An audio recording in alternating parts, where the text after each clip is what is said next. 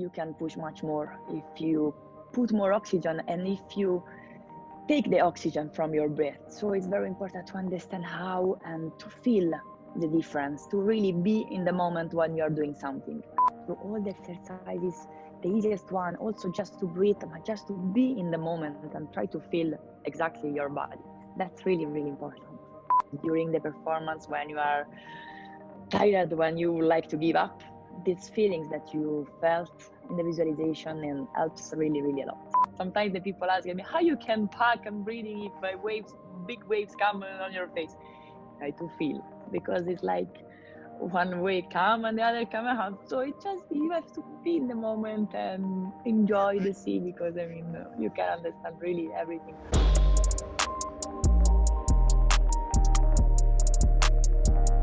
Hey, Alessia, we're live. Welcome to the podcast. Thank you so much. It's a pleasure for me. No, absolutely. It's my pleasure. For people who don't know who you are, can you please tell us a little bit about yourself?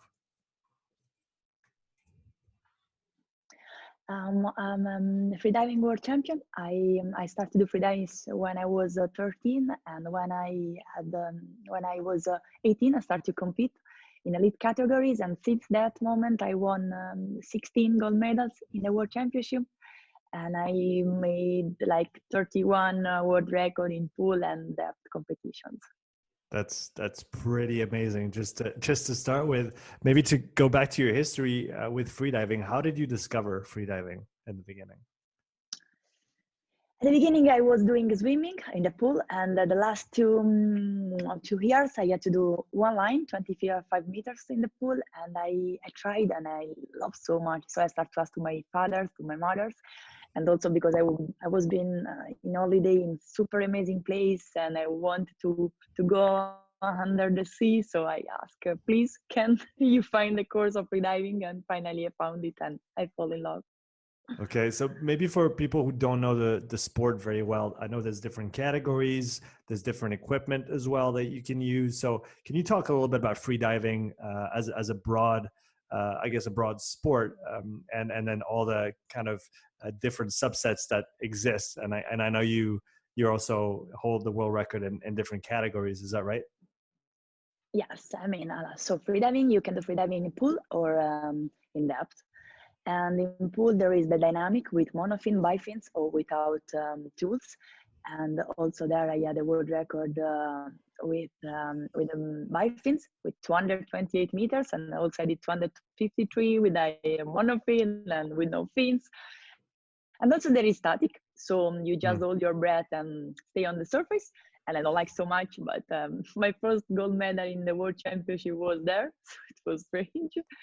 And also there is depth competition. That's what I love more. And so you have to reach the depth with your monofin, your bifins, or without tools, or in free immersion. So you can use your arms to go and to come back. And also there I have the world record in free immersion with 100 meters. I just reached in 2019 in Curacao. Mm-hmm. That was really an amazing dive. Yeah, I can imagine. So going into the technical details maybe a little bit, what's the main difference between a monofin and a double fin, and how does that impact how you move and then what you do under the water?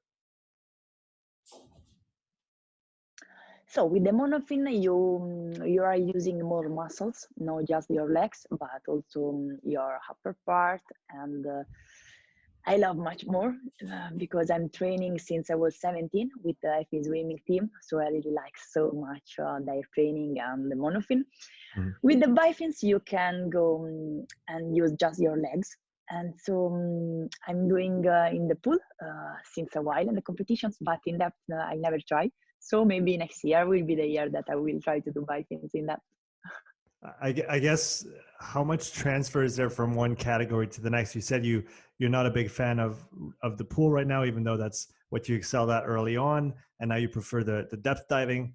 Do you see many competitors, whether it's on the male or the female side, that can kind of work in all different categories, or are you maybe an outlier in the sport where you have a lot of lateral flexibility with that?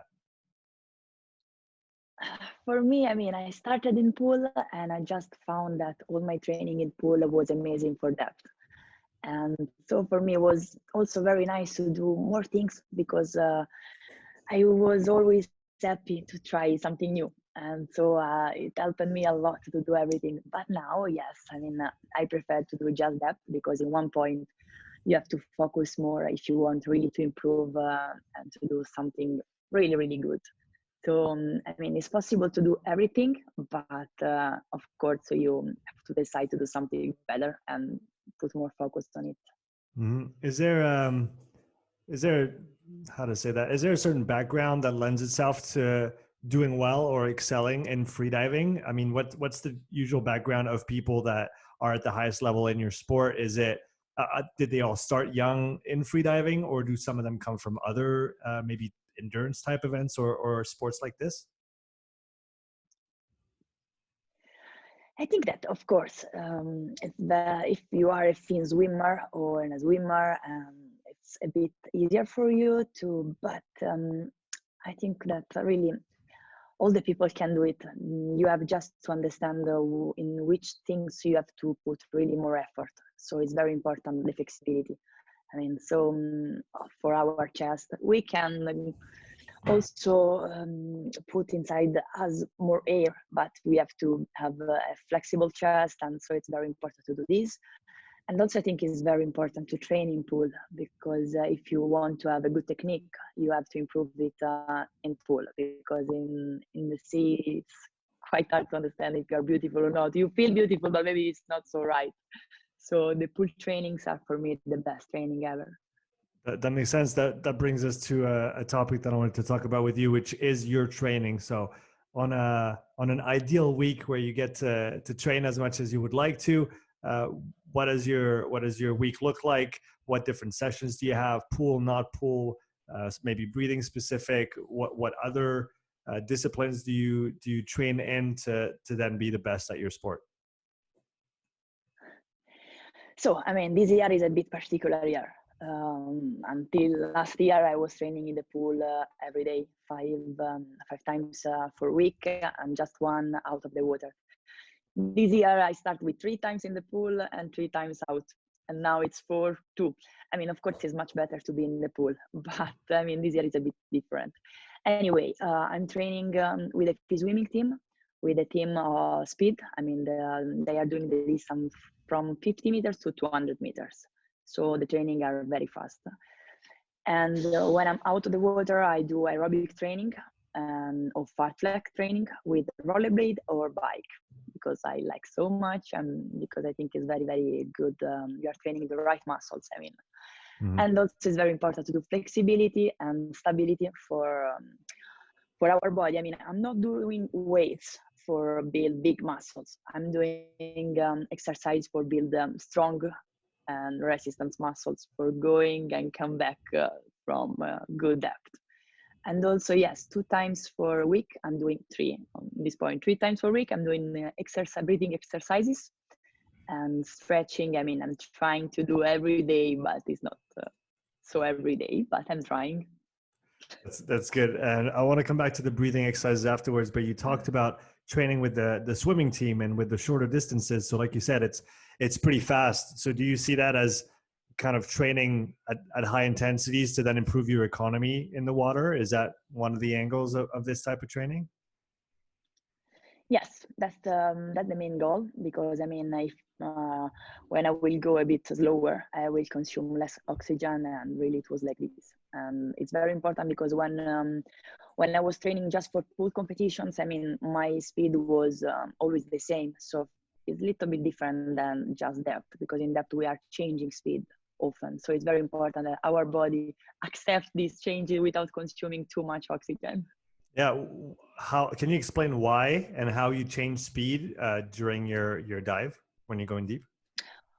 Of course. The first, let's say 20, 30 meters, I'm very light. I'm not using so much weight, just half kilo, 800 grams. So I have to push a lot the first meters. And I continue to swim until with a mono in 15 meters, 45, 15 meters. And after that, I just free falling and go down without doing nothing, 1 meter per second.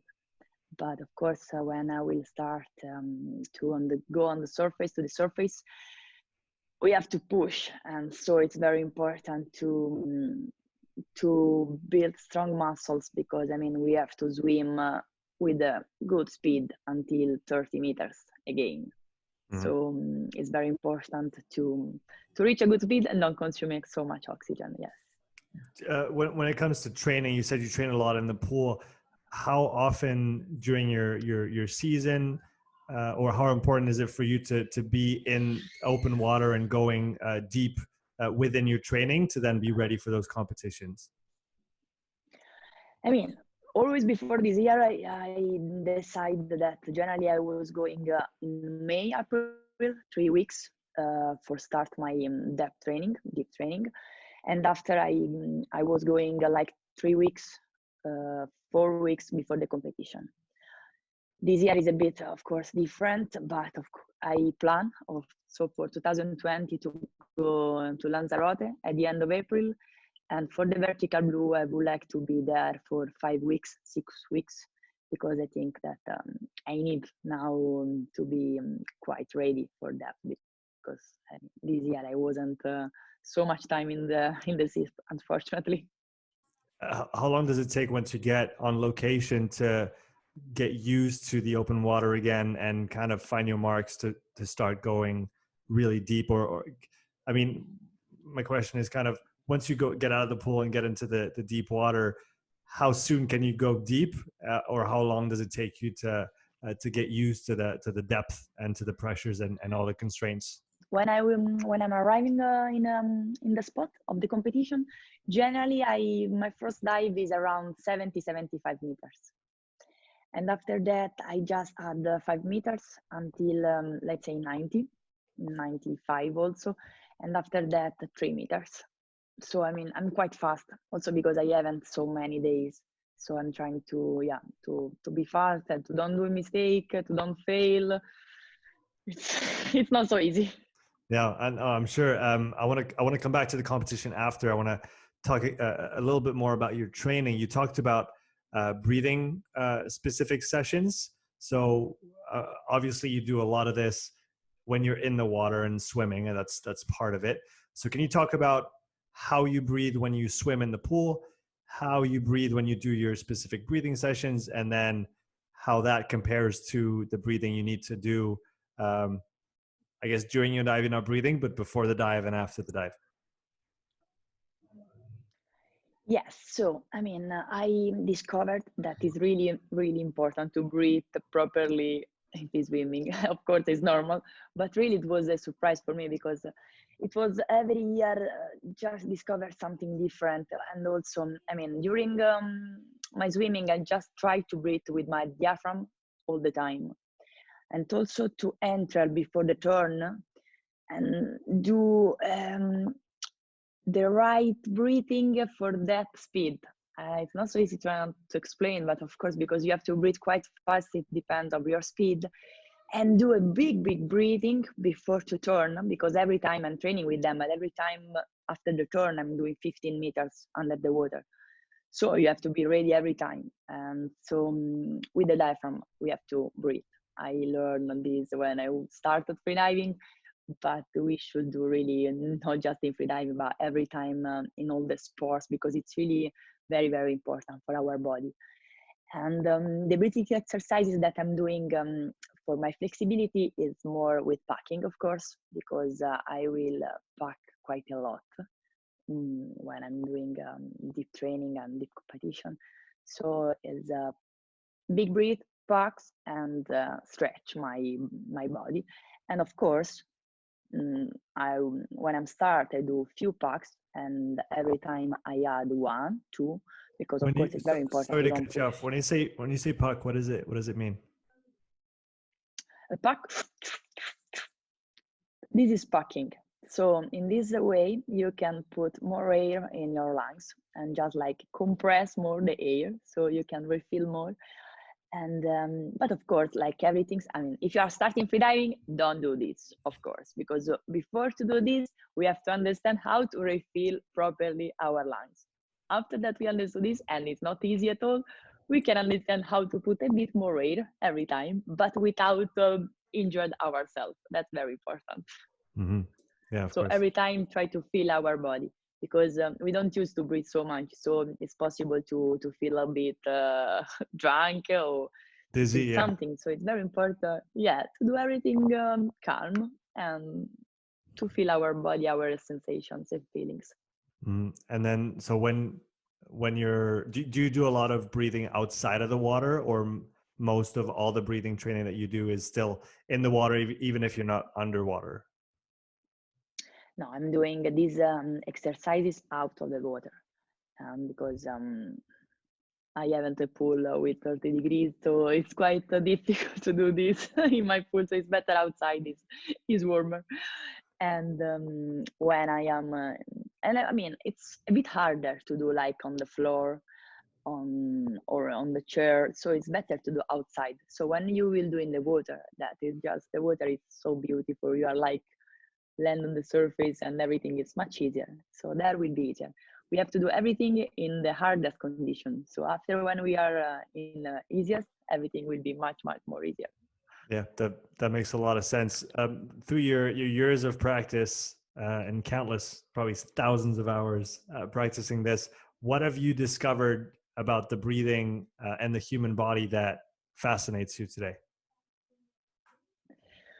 That's it's really, it depends how we are breathing that we can control our emotions so much. Our body, because you can push much more if you put more oxygen and if you take the oxygen from your breath. So it's very important to understand how and to feel the difference, to really be in the moment when you are doing something. This is really, really important. And also really with the breathing, you can understand a lot of things about our body because it's something so automatic that when it starts to become more under control, everything will have another way of understanding things. Really, it's unbelievable, but yeah, everybody should understand how to breathe properly. Is there certain techniques or an approach or a method that you would recommend to people who are maybe not interested in going the route of freediving, but just to better control, better understand their breathing and themselves? What do you usually recommend to people?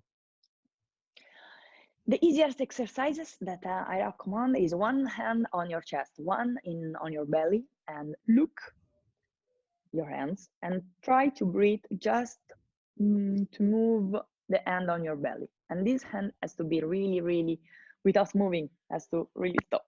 So you can do this for like 5 minutes each day.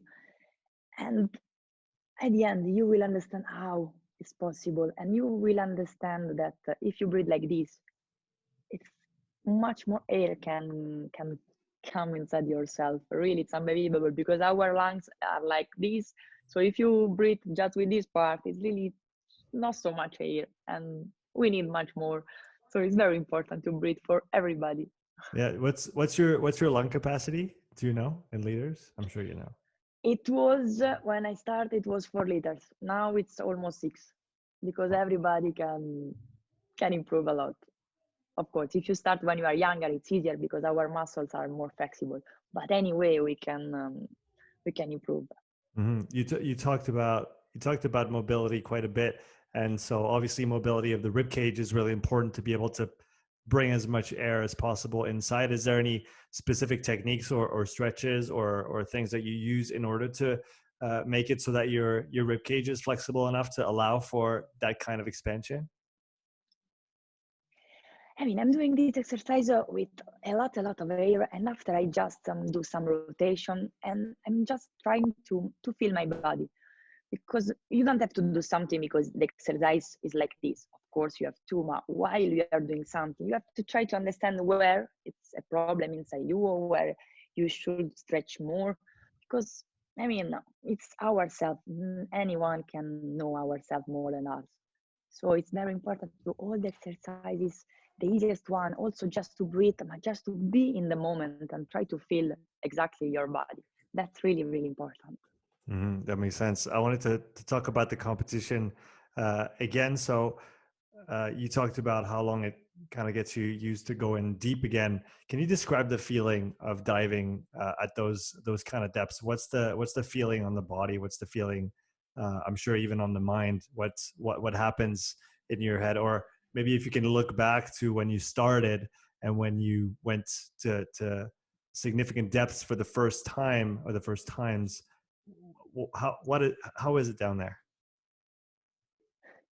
I mean, for me, it was really so excited. I just want to discover and to understand how deep I could go. It was just really so fun. And I was never scared to can come up or never scared about what I could find under the water, because for me, it was just so beautiful. I mean, everything is so blue and you are it's just you, so you have to do everything good, and it's very important that you are focused 100%. Now what I'm feeling before to dive is I'm just very focused and happy of what I'm doing. And during the dive I'm really try to feel more than I can the water on my skin, and to see the different color when I'm diving. When I reach the bottom there, I'm really excited. And after, I just try to be super focused, because it's very important to don't lose concentration. And I mean, the feelings is just so much happiness and calm and peace, because the silence under the water is super beautiful, and the color under the water in some ocean are really amazing. Do you have a preferred ocean color, or an ocean around the world that's more Yes, beautiful than the others? Caribbean. Caribbean's. What's the color Caribbean, like it's so compared to the beautiful. other ones? It's so blue, but really blue, and the visibility is amazing. It's like 40 meters and plus, and I mean, the water is so warm. It's the best ocean ever. Is there I mean, Mediterranean also is beautiful, it, but it's cold. yeah, I was going to ask, does water temperature have an effect on how deep you can dive? I mean, it's easier in Caribbean because it's warmer, and so our body, I mean, my body can be relaxed. I mean, for some people, they like more the a bit colder water because the diving reflex is stronger. But for me, I prefer to be relaxed, and the diving reflex at the end will happen. But I mean, it's super beautiful without thermocline. Mediterranean Sea, it's very beautiful too, but after 30 meters, it's like 10 degrees less. So Mm. from 28 can arrive to 14 to 13. So it's so cold, and you have to be really focused to don't contract your muscles. It's not so easy. It's much better Caribbean. Right. You said the diving reflex, is that the reflex you get to breathe when you're coming back up, or what is it? It's our body will understand that we are under the water, so our heart rates will drop, and we have something in our face that when we are touching the water, our body start to become like like a dolphin, like a whale, so start to consume much less, and this Mhm. is the diving reflex. And with the fresh water, with the cold water, it's also a bit stronger. But I prefer to be relaxed than so strong diving reflex. I hear what you mean. So you said before you dive, you're very focused. What's going through your mind? Are you saying anything to yourself? Are you thinking about anything, or is it just really just being present, no thoughts, and just 100% focus on the moment? Before the dive, I visualize my performance, and also I'm thinking about my coach that now is not more with us. So I'm just think of this and think about that what I'm doing is what I love. So I'm trying to enjoy all the moments. When I am under the water, I'm not thinking about nothing. I'm just really focused about the technique and what I'm doing, and that's it. That's very important. Yes. Mhm. You said visualization. Do you use visualization outside of the water when you're maybe farther away from competition? Yes, I start like in this period more or less, so 2 3 months before the competitions. And yes, I think it's very very important. I discovered like 7 years ago, and it was for me really really cool because we can visualize everything since the beginning, the last breathings, until until the end, until the protocol, and until also the happiness and the satisfaction for what we are doing. And that's really very important because during the performance, when you are tired, when you like to give up, these feelings that you felt in the visualization and helps really really a lot. So it's really very cool, and also for reduce the mistakes. Is it more? Is it a first person experience? Is it a third person experience when you're visualizing yourself? First, first, I try to be in the moment. I try to visualize like I am in the water. Mm. And so Yeah. that's the visualization part. When it comes to the breathing just before you dive, can you talk about the more than the minutes, the time leading up to your dive? When do you start to prepare? What kind of warm up do you do? Do you do like a shorter dive before? So can you talk us through your process? Yes, I mean, before to arrive also to the beach, I'm doing my exercises, my stretching exercises and my breathing exercises and a visualization.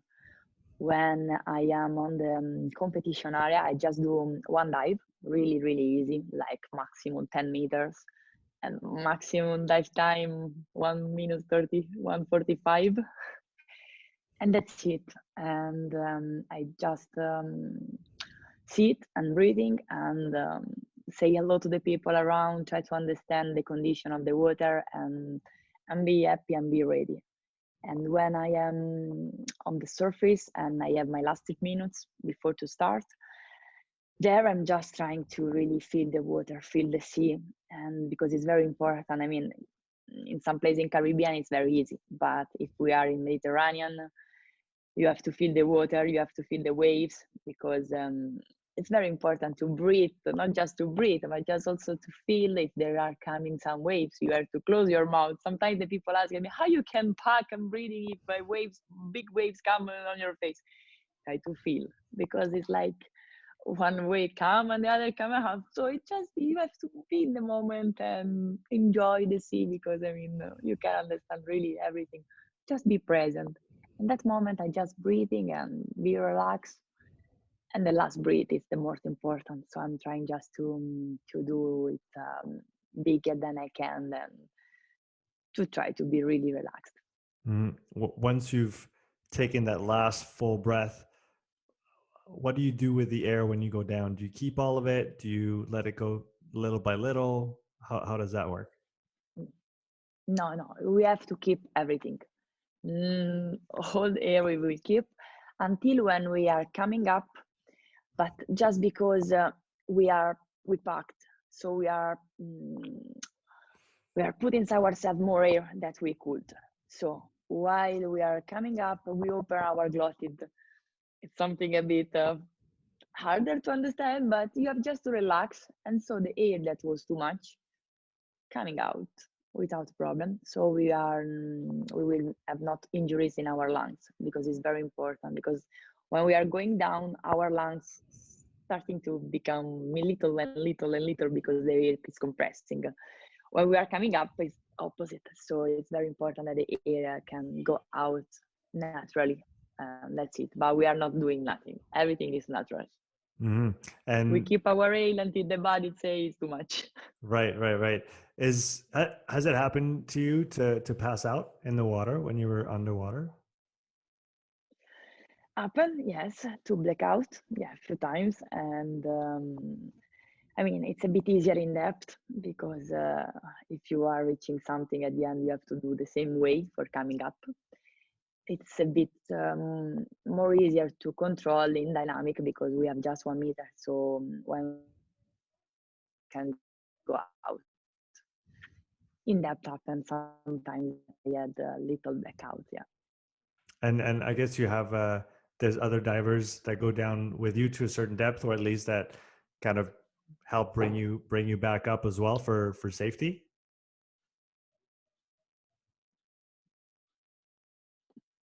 Yes, in the last 15 years, let's say, we have free divers Mm. that are very good safety. I mean, they are athletes. So they are coming at 35 meters, more or less, when we are coming up. And so they can help us in the last meters. If we have some problem, they can close our mouth and bring us on the surface. Before that, there were scuba divers, but the scuba divers couldn't give us air, couldn't do anything. Mm. So finally, they changed to free divers, and that's much, much more better. And also now we have a drone, a dive eye that can film us, and that was great for our safety and also for the people that can finally see what we are doing under the water. We are not more alone, but there is someone that are watching us.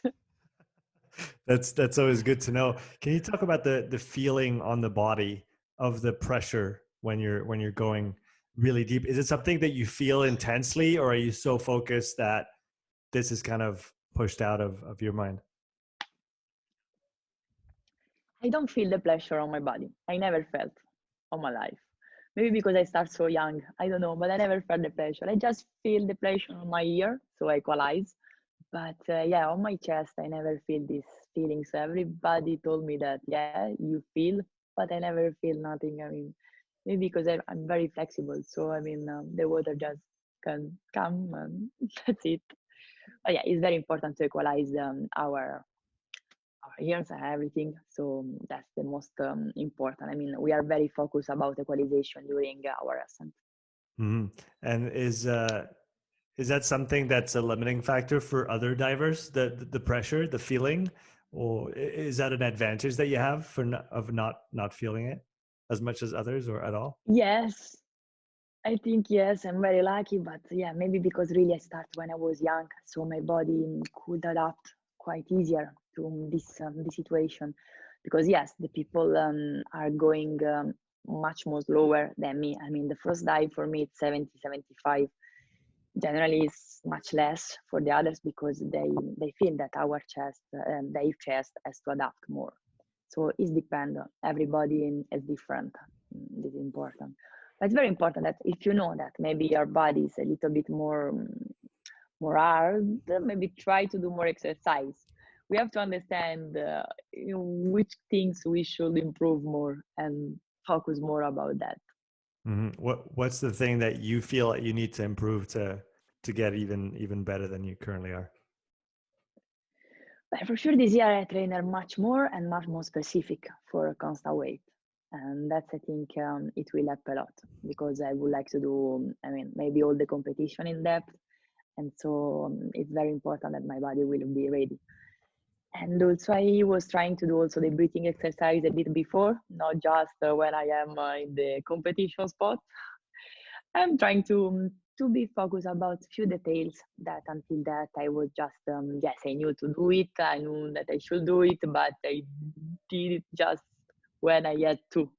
So it's very important to do not just because we must do, but also because it's very important to quite everything every day. So we will have much more improvements. Mhm. Can you talk about those exercises a little bit and go into some detail? Don't reveal your secrets, obviously, but some of the details about the type of exercises or protocols that you follow when it comes to your breathing exercises. Yeah, so what I was saying to you, it's the first three exercises that for me are the most important is a big breath and pack and do rotation. So one side, 20 seconds, the other side, 20 seconds, exhale and repeat for another time.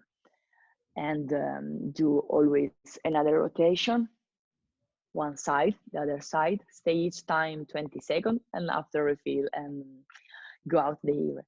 Another exercise that is very important is always this big breath and go down. And so to try to improve the flexibility on your chest, on the upper part, on the first part. So all of those exercises very important. If you try to improve, maybe with a bigger breath or maybe with one pack, but to try to improve like a normal exercise. It's not has to be just every day the same. but to put something more that you can see a little bit an improvement. Yeah, and like you said, I like the fact that you talk about the movements that you do with the breathing, because essentially as you move air in and you go into certain positions, it's gonna stretch different parts of your rib cage and of your body to then accept more air down the road. Yeah, it's true. It's perfect because it's much more stress, everything, and you will feel the benefits. It's really, really cool. And I wanted to go back to this. You were talking about the first short dive on a competition day would be about under 2 minutes.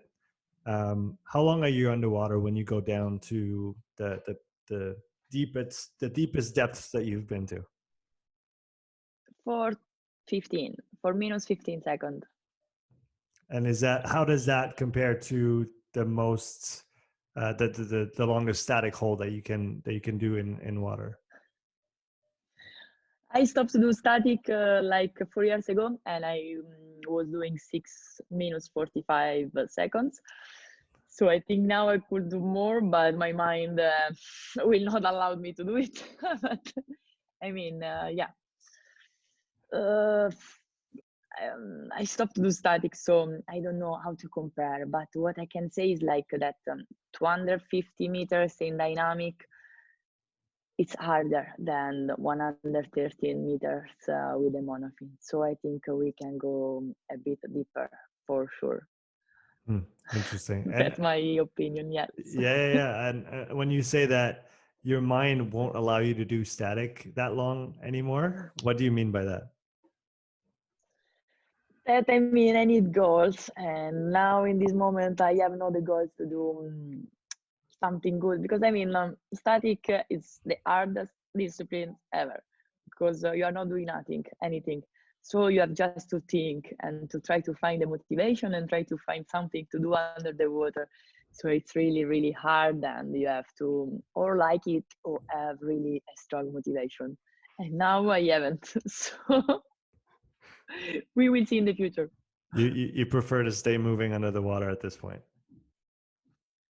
Yes, a lot. I mean, and I like to move in the sea. It's much, much more beautiful. Yeah, I can understand that.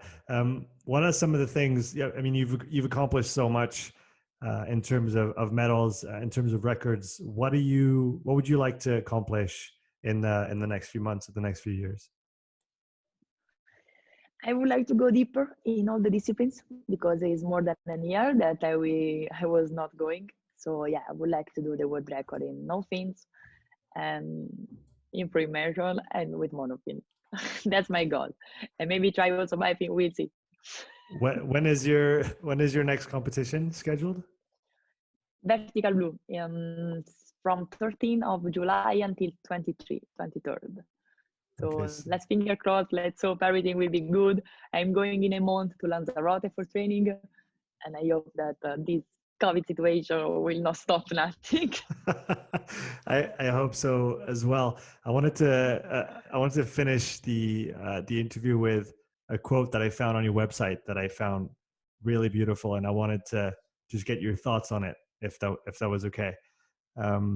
The quote is, "Freediving teaches us to face the depths and the darkness that life sometimes presents to us." What does that bring to mind for you? That for me, freediving was really a big journey, and I could discover really, really so many things in myself, and also it helped me a lot to to pass some really difficult situation, and to find always a motivation, and to find always something to be happy and to make happy the people around me. So I think that yes, freediving is amazing, but what I can suggest to the people that everybody must have a passion, must have a dream, and believe really in whatever they love, and put all their effort in, and really everything is possible. That's true. Alessia, I really want to thank you for taking the time today. I know you're really, really busy with your training schedule. Where can people find you on social media if they'd like to follow your adventure? Alessia Zecchini. You can find me everywhere like this. So also on my website, if you want to know something more, www.alessiazecchini.com, and everything is there. Great. So for everybody listening or watching, all those links are in the description. So make sure you go follow Alessia wherever you would like to follow her. Alessia, thanks again for your time today. Thank you very much. Really, it was my big pleasure.